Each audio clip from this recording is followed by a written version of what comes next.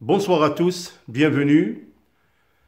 Alors nous allons aborder une série d'exercices d'application qui vont traiter en grande majorité l'ensemble des informations qu'on peut traiter concernant la deuxième grande unité, à savoir l'information génétique, bien sûr, et son mode d'expression.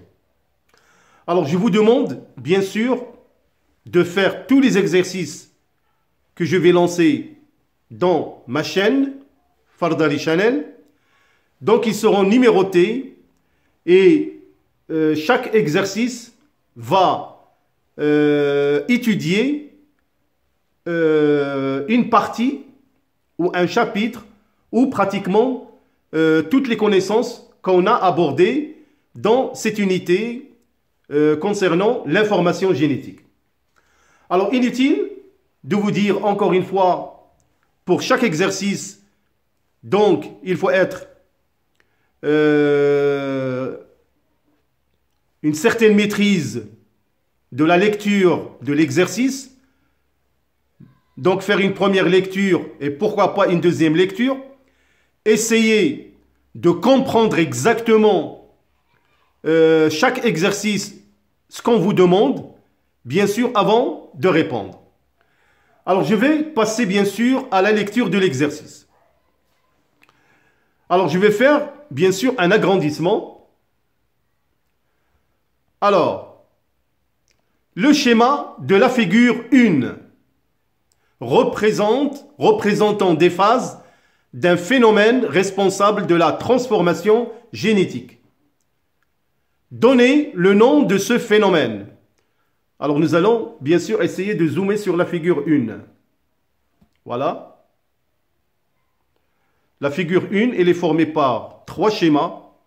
La forme A, petit b et petit c.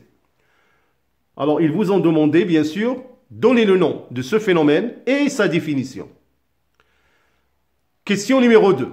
Identifiez les formes petit a et petit b et petit c avec justification, justifié.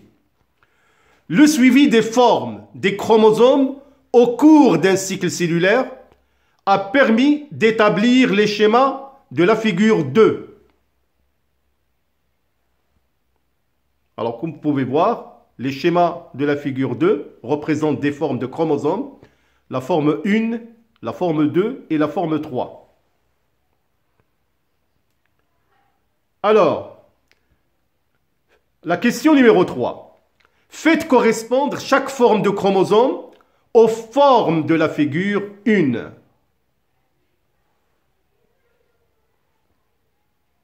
Donc voilà la figure 1 au-dessus et la figure 2. Donc faites correspondre chaque forme de chromosome au schéma pour la forme petit a, petit b ou petit c. Bien sûr, il faut faire très attention. La dernière question, numéro 4. En exploitant vos connaissances, expliquez comment ce phénomène étudié participe à la transmission de l'information d'une cellule à une autre. Alors, essayez d'y répondre. Nous allons passer à la correction juste après.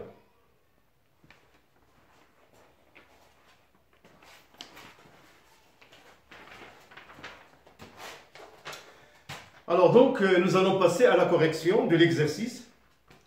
Alors, encore une fois, donc, je relis les données. Alors, les schémas de la figure 1 représentant des phases d'un phénomène responsable de la transformation génétique. Alors, donc, après examination ou après avoir, bien sûr, examiné la figure numéro 1, alors, il s'agit tout simplement, le phénomène. Le nom du phénomène, tout simplement, c'est la mitose. La définition de la mitose. Phénomène biologique ou cellulaire qui aboutit à la formation de deux cellules filles identiques et semblables à la cellule mère. Les deux cellules filles, après division, renferment ou contiennent le même code génétique. La mitose, elle assure la croissance et le renouvellement cellulaire. Voilà, donc, la réponse de la question numéro 1. vous êtes bien sûr censé connaître la mitose, ce phénomène biologique important, comme je vous ai dit, qui assure la croissance et le renouvellement cellulaire. Alors la question numéro 2. Identifier les formes A, B et C et justifier. Alors si vous regardez la forme A va correspondre tout simplement au stade de la métaphase. Comme vous le savez, le stade de la métaphase, il est caractérisé par le fait que on assiste à un assemblement des chromosomes et formation de la plaque équatoriale. Il suffit seulement de revoir encore la forme petit a pour voir vraiment cet amas de chromosomes qui forme vraiment une plaque équatoriale à la ligne médiane de la cellule. Pour la forme B correspond tout simplement à la prophase. La prophase, c'est pratiquement la première partie de la mitose. Alors, au cours de cette partie, ou plutôt cette phase de la prophase, on assiste à une condensation de la chromatine en chromosomes à 2 chromatines. Vous savez que un noyau en interphase, c'est-à-dire c'est un noyau où la cellule n'est pas encore entrée en mitose, on remarque que la chromatine est pratiquement dispersée dans le nucléoplasme. Et au début de la prophase, on assiste à une condensation de plus en plus de cette chromatine pour former les chromosomes. Et bien sûr, cette condensation atteint l'extrême au stade métaphasique.